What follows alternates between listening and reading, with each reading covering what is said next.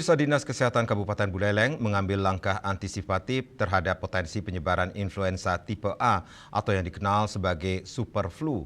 Kewaspadaan ini ditingkatkan menyusul terbitnya surat edaran Direktorat Penanggulangan Penyakit Kementerian Kesehatan RI terkait hasil pemeriksaan sequencing virus influenza di Provinsi Bali.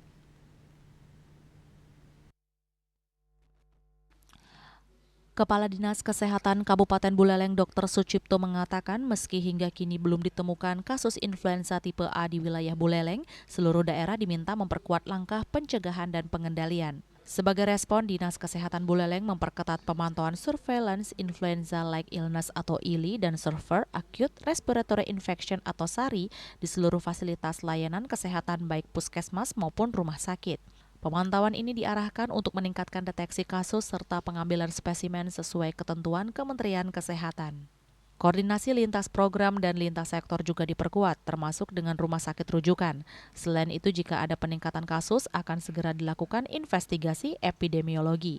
Ia menambahkan seluruh fasilitas pelayanan kesehatan diminta aktif memantau kasus ILI, SARI, ISPA hingga pneumonia melalui sistem kewaspadaan dini dan respon atau SKDR. Petugas kesehatan juga didorong meningkatkan kemampuan deteksi dini dan respon cepat terhadap pasien dengan gejala influenza berat. Tak hanya fokus pada fasilitas kesehatan, ia juga mengingatkan warga yang mengalami gejala flu untuk membatasi aktivitas dan kontak dengan orang lain guna menekan risiko penularan. Pencegahan sejak dini jauh lebih efektif dibandingkan penanganan saat kasus sudah meningkat.